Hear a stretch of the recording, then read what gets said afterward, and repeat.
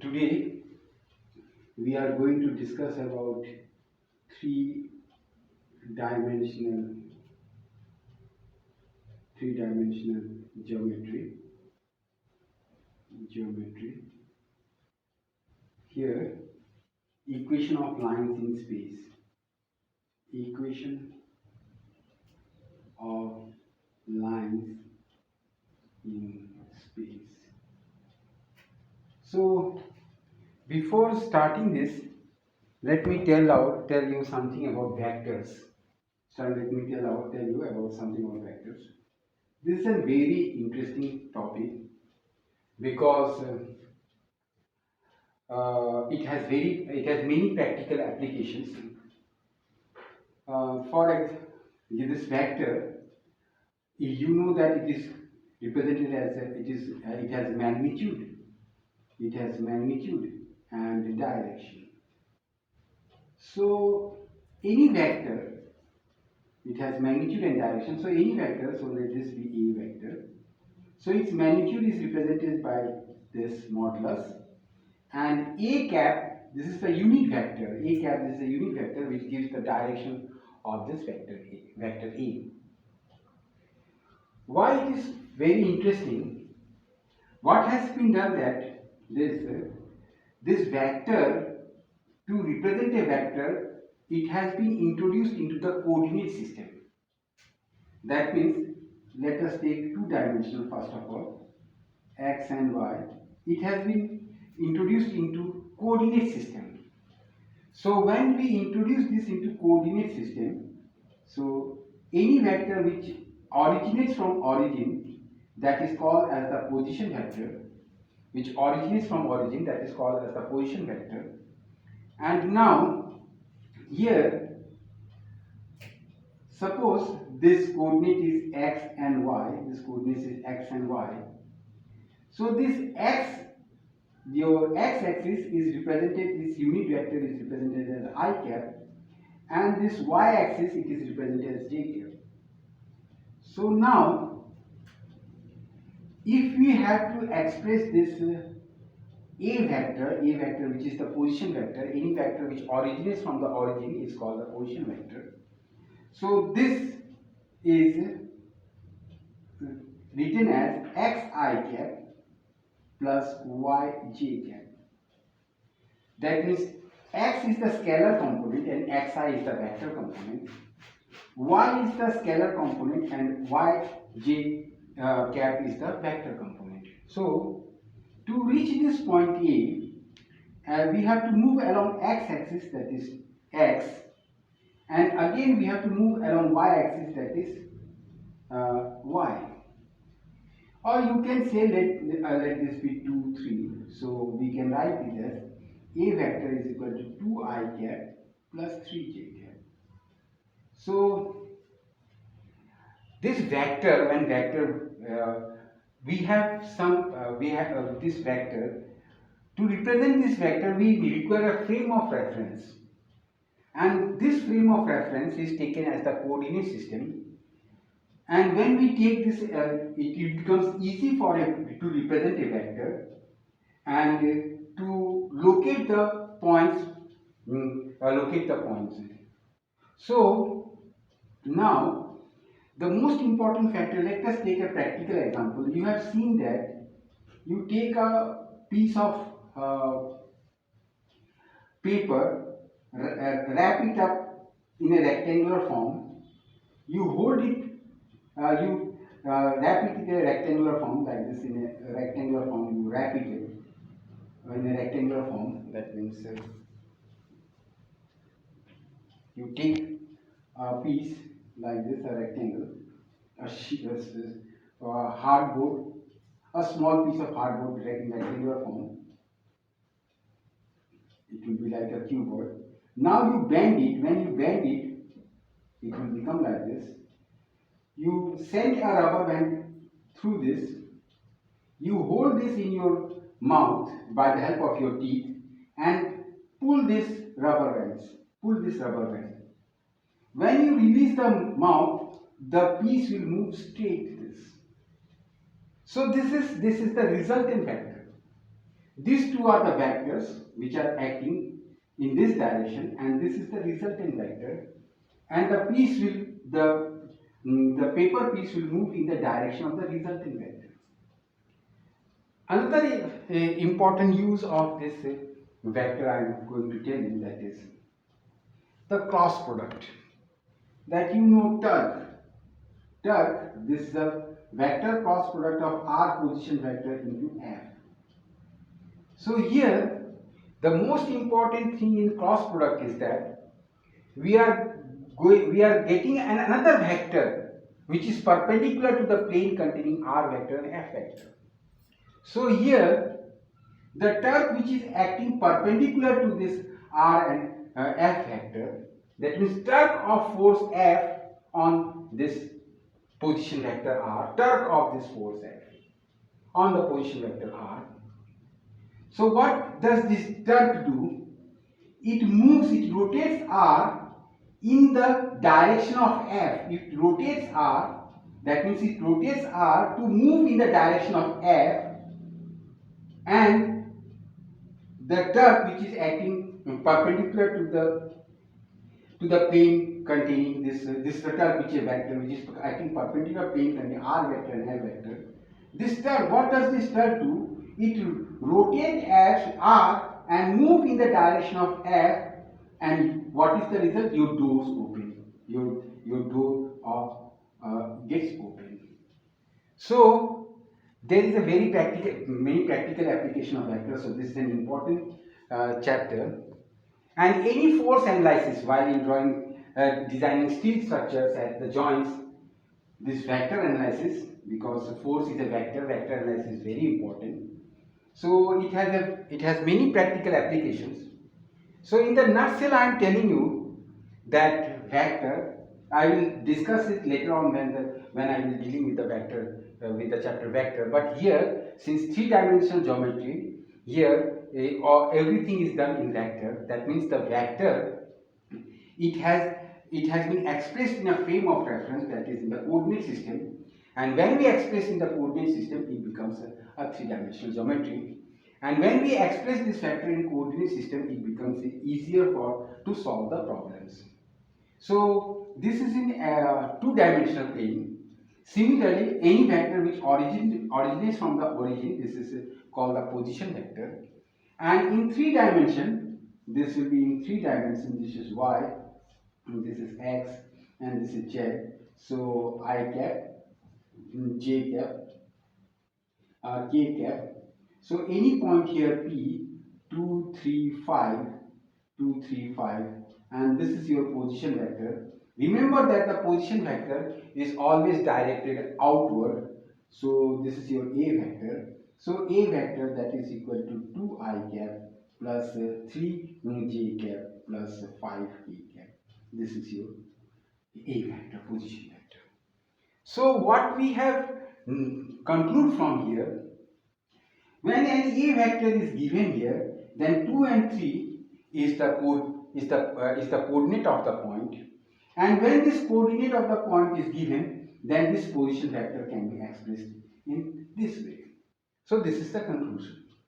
So I will discuss about vectors in details when I will be dealing with vectors, but here this is a three-dimensional geometry and it is fully related with vectors. So I am giving you just a very basic idea of a vector.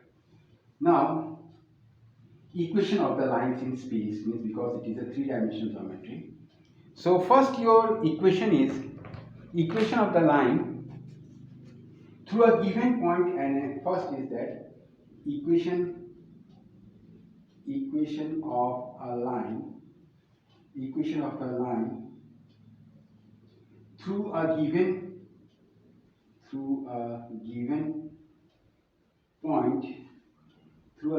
point and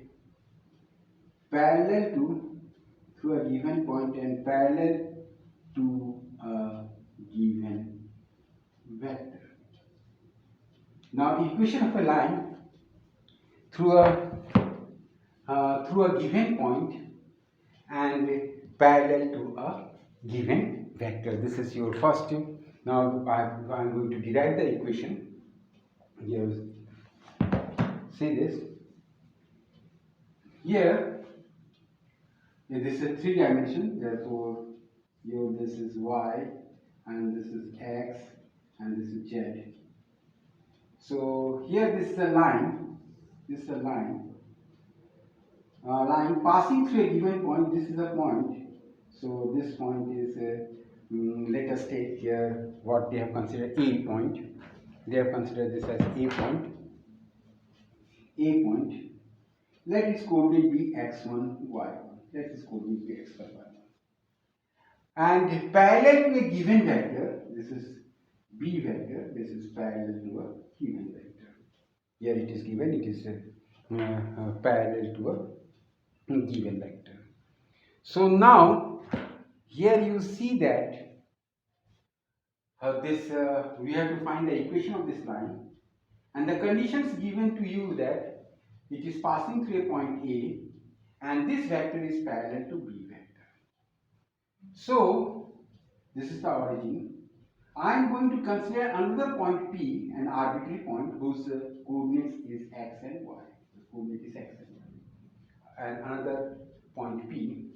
So here, when we join it with origin, this becomes the position vector.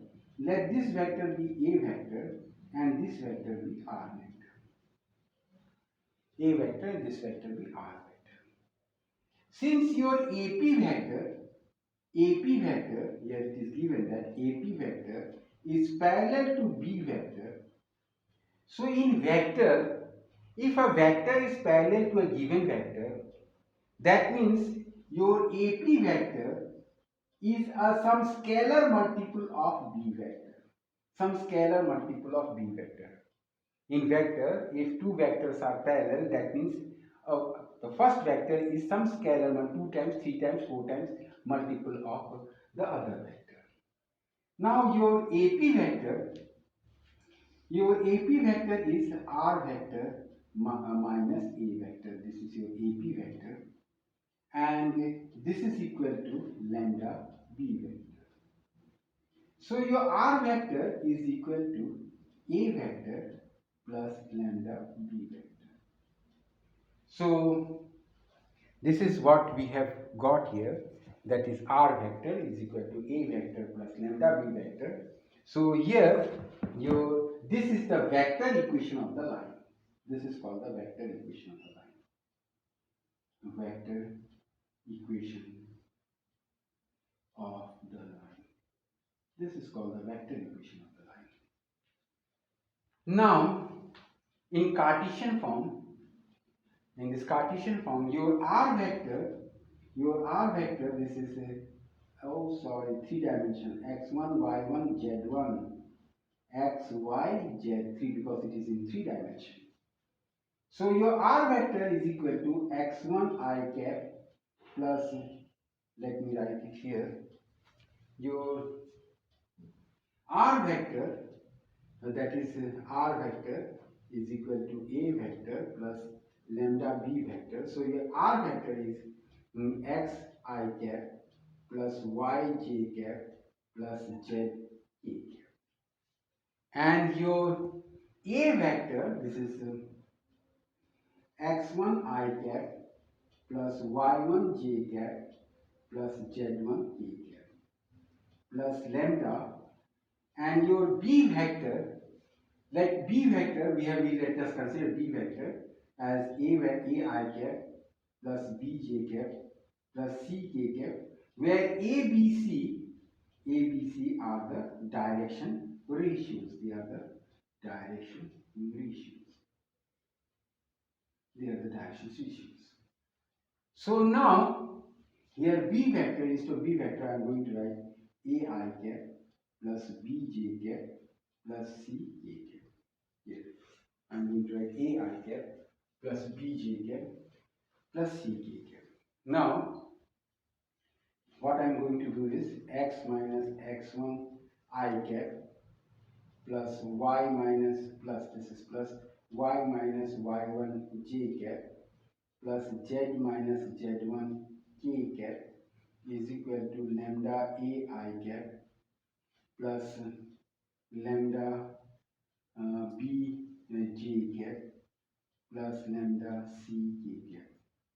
Now when I equate it, what happens? This is x minus x1 is equal to lambda a by a. This is equal to y minus y1 by b. This is equal to z minus z1 by c. This is the Cartesian form. Cartesian form. Let me see the spelling. This is the Cartesian form. This is the Cartesian form of the equation. Cartesian form.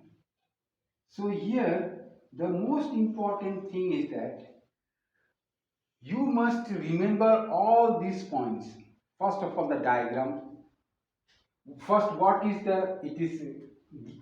given us? We have to find the equation of this line, and this line is passing through this point. So, and this line is parallel to a given vector. So, if you remember this graph properly, and if you know the basics that if a vector is parallel to a given vector, then that vector is some scalar multiple of the other vector, then it will become very easy for you to solve any problem, because from a cap, what is a cap? This is the position vector of a. What is b? Not a cap, a vector. This is the position vector of a. And what is the b vector? The b vector which is given parallel to this, the line, to the given line. Here again, what a, b, c represents? A, b, c represents the directions ratios of b vector, and x1, y1, z1, they represents the coordinates of the point this. If you remember this, then it will be very easy for you to solve it. Since directions cosines and directions ratios are proportional, so we can write this equation also like this, by L is equal to y minus y1 by m is equal to z minus z1 by, and we can write this also like this. So this is one form of the equation of the line. Now I am going to the next form, that is equation of the line passing through two given points. Now my next, this is equation of a line, equation of a line passing through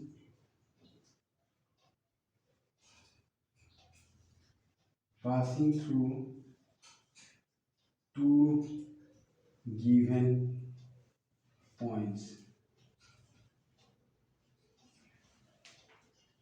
Now here you see that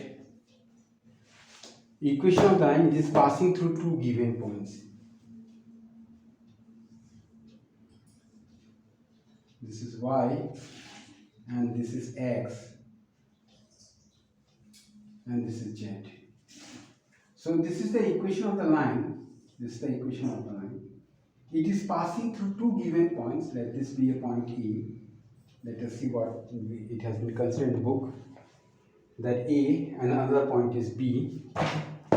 So and another point here is B. So let A coordinate be x1, y1, z1, and B coordinate be x2, y2, z2. So here this is the position vector. So we are going to consider an arbitrary point P whose coordinate is x, y, z. So here this is the position vector, that is A vector, and another, this is the position vector, this is the B vector, and here another, this is the your R vector C. The equation of a line which is passing through two given points. So here you see this, these 2 points A and B are given, x1, y1, z1, and B, x2, y2, z2. This is A and B vector. This is the A position vector, and this is the B position vector, and this is an arbitrary point whose position vector is R vector. So again we will take the same theory, that means your AP vector is parallel to AB vector. Your AP vector AP vector is parallel to your AB vector. So that means AP vector, your AP vector is some scalar multiple of AB vector. Your AP vector is R vector minus A vector, and your AB vector is, this is lambda, AB vector is B vector minus A vector. So here your R vector is equal to A vector plus lambda B vector minus A vector. So this is the vector form of the equation of the line passing through two given points. This is the equation of the line passing through two given points. This is the vector form.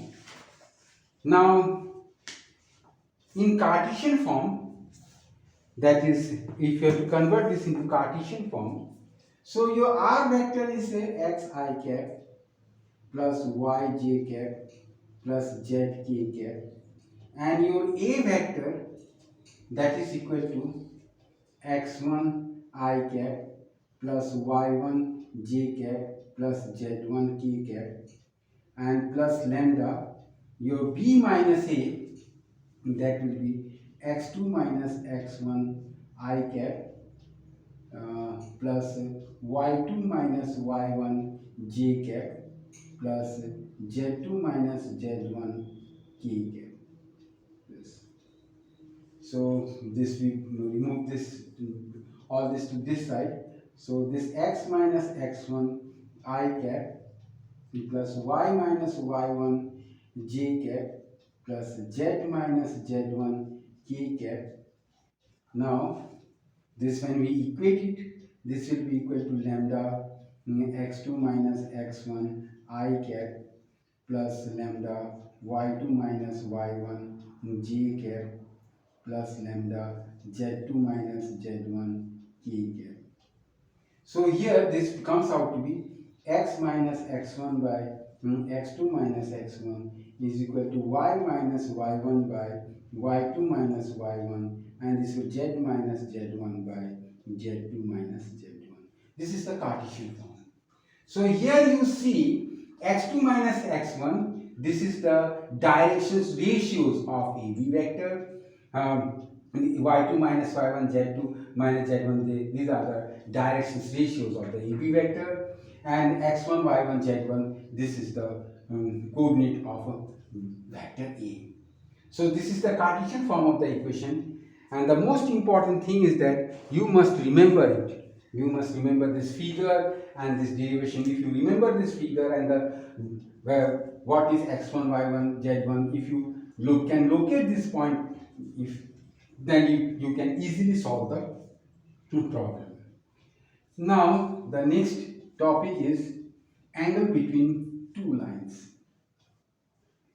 Angle between two lines. Here, angle between two lines. Now here,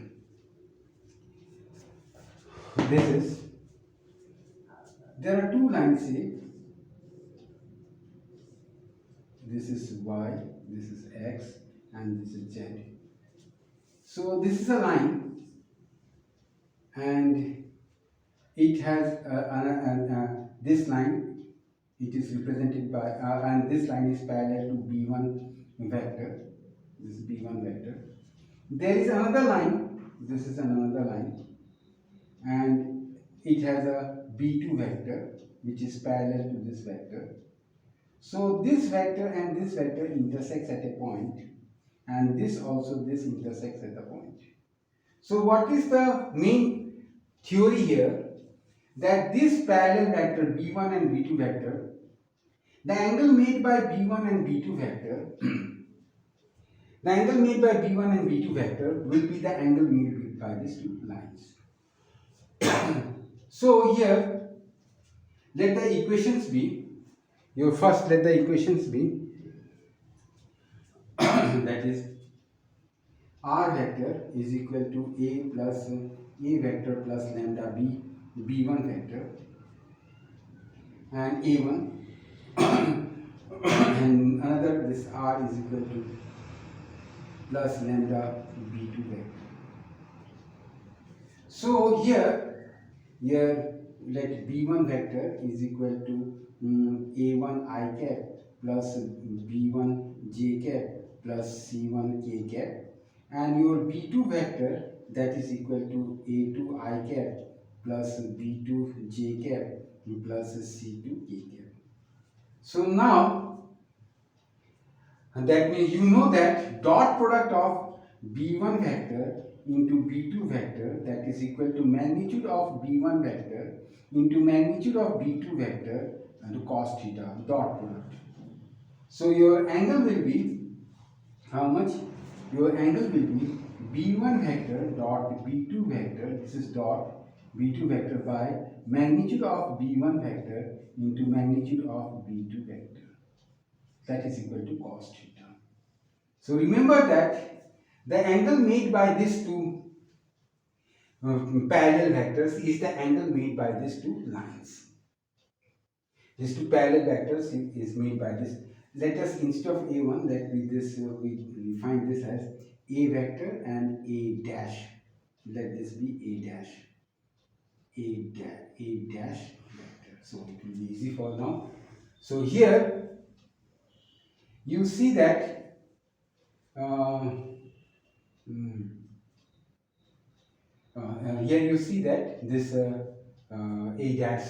So the angle made by these two parallel vectors is the angle made by these two lines. So you apply the dot product. So b1 dot b2, here b1 dot b2, it will be a1 a2 plus b1 b2 plus c1 c2 by root over a1 square plus b1 square plus c1 square root over a2 square plus b2 square plus c2 square. This is cos theta. This is the angle between the two lines. Now if these lines are perpendicular, then your cos 90 will be cos theta will be 90, it will be 0. So a1 a2 plus b1 b2 plus c1 c2 will be equal to 0.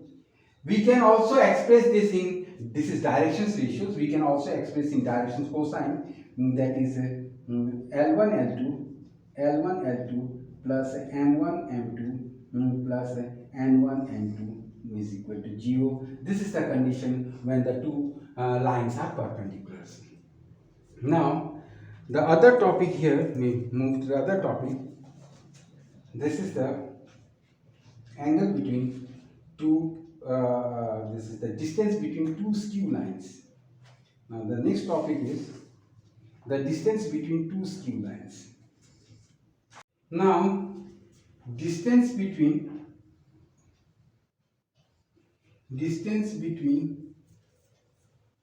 two skew lines.